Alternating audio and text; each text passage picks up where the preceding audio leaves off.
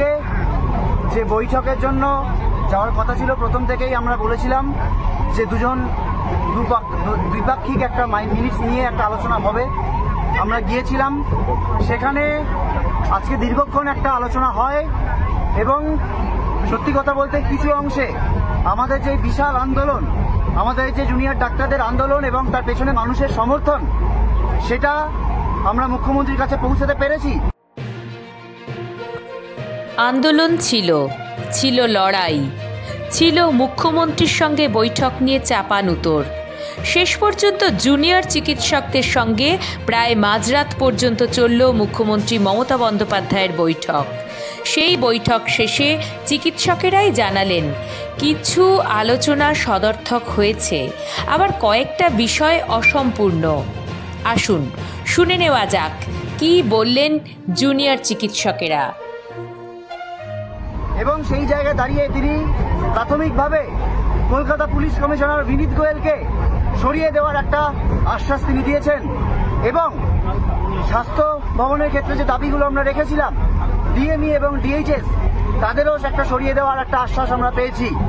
কিন্তু এই যে প্রত্যক্ষ এবং পরোক্ষ তথ্য প্রমাণ লোপাট এবং দুর্নীতি হোক এবং এই থ্রেট হোক, সিন্ডিকেট হোক, তার যাদের একটা প্রশ্রয় হয়েছে সেই প্রিন্সিপাল হেলথ সেক্রেটারি, সে বিষয়ে কোনো সিদ্ধান্ত তিনি নিতে পারেননি। এছাড়াও আমাদের সেফটি সিকিউরিটি বিষয়ে তিনি কেবল একটা টাস্ক ফোর্স গঠন করবেন এরকম একটা কথা বলেছেন, কিন্তু আমরা স্পষ্টতই জানিয়েছি কেবলমাত্র একটা টাস্ক ফোর্স গঠন করে এই সমস্যার সমাধান নয়। কেননা সেফটি সিকিউরিটি সংক্রান্ত বিষয়ে আমরা যে জিনিস বলেছিলাম যে শুধুমাত্র বাইরের জিনিস নয়, বাইরের থেকে সিকিউরিটি নয়, যে ইন্টারনাল থ্রেট, এই যে সিন্ডিকেট রাজ, মাফিয়া রাজ, গুন্ডা চক্র, দুষ্ট চক্র, তাদেরকে একটাভাবে উপরে না ফেলতে পারলে তার জন্য প্রয়োজন একটাভাবে গণতান্ত্রিক পরিষদ তৈরি করা। সেই বিষয়ে একটা আলোচনা পথ ওপেন হয়েছে, কিন্তু সেই নিয়ে কোনো কথা কিন্তু খুব বেশি দূর এগোয়নি। আমরা ফার্দার ডিসকাশনে পরে বুঝতে পারি এরকম একটা কথা হয়েছে। আমরা পথ খোলা রেখে এসেছি, আমরা পথ বন্ধ করতে চাইনি। আমরা যেহেতু সদিচ্ছার একটা ব্যাপার চলছে, আমরা পথ খোলা রেখেছি এবং একথাও মনে করিয়ে দিতে চাই যে যেটুকু আংশিক দাবি আমরা পূরণ করে আনতে পেরেছি, সেটা আজকে এই আন্দোলনের একটা বড় জয়। কিন্তু একথা মনে রাখতে হবে যে এইটুকুর জন্য আমাদের 38 দিন ধরে পথে থাকতে হয়েছে। আজকে আমরা স্বাস্থ্য ভবন সাফাই অভিযানে যে গিয়েছিলাম সেটাও আমরা সম্পূর্ণ করতে পারিনি। আজকে এই অবস্থায় গিয়ে আমরা ধর্ণা মঞ্চে ফিরে যাচ্ছি, বিক্ষোভ মঞ্চে ফিরে যাচ্ছি।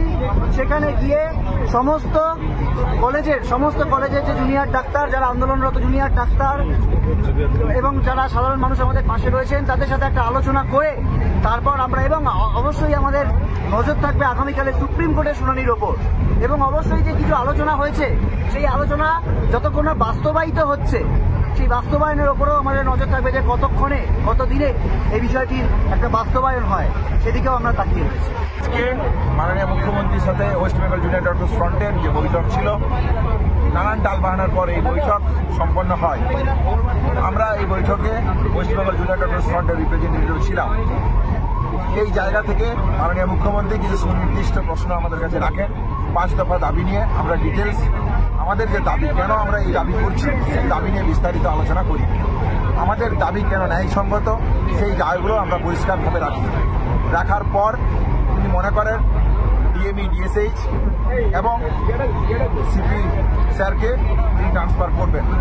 আমরা মনে করি তিনি যে এই মৌখিক প্রতিশ্রুতি দিয়েছেন, মিনিটসের মাধ্যমে যে প্রতিশ্রুতি দিয়েছেন, এই প্রতিশ্রুতি যদি বাস্তবায়িত হয় তাহলে আমরা হয়তো বলতে পারি আলোচনা কিছুটা সদার্থক।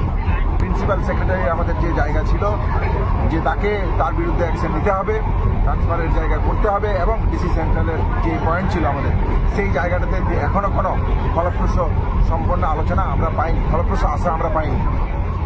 রিগার্ডিং সেফটি সিকিউরিটি এবং বিভিন্ন কলেজে আরটি এবং স্টুডেন্ট ইউনিয়ন তৈরি করার যে প্রসঙ্গ, এই প্রসঙ্গ নিয়েও আমরা আলোচনা করি। উনি একটা ন্যাশনাল টাস্ক ফোর্স গঠনের কথা বলেন চিফ সেক্রেটারিকে হেড করে। আমরা তাদের ডিসএগ্রি করলেও আমরা বলেছি এই নিয়ে আমরা আলোচনায় বসতে রাজি, যদি আমাদের সেফটি সিকিউরিটি মেজার সম্পর্কে যাবতীয় যা পদক্ষেপ, সেই পদক্ষেপ নিয়ে আমরা ডিটেলস ডিসকাশনে রাজি আছি। এই অবধি আজকের আলোচনা হয়েছে। বাকি ধর্ণা মঞ্চ থেকে আমরা ডিটেলস ডিসকাশন আমরা করব।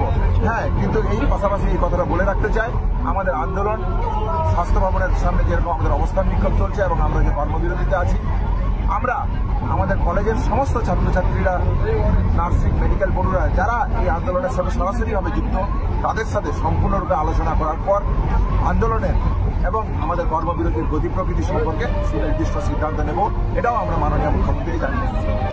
মুখ্যমন্ত্রীর সঙ্গে বৈঠক শেষে কলকাতার সিপি বিনীত গোয়েল সহ বেশ কিছু পুলিশ কর্তাকে সরিয়ে দেওয়ার সিদ্ধান্তকে প্রশাসনের বিরুদ্ধে তাঁদের জয় বলে দাবি করলেন আন্দোলনরত জুনিয়র চিকিৎসকেরা।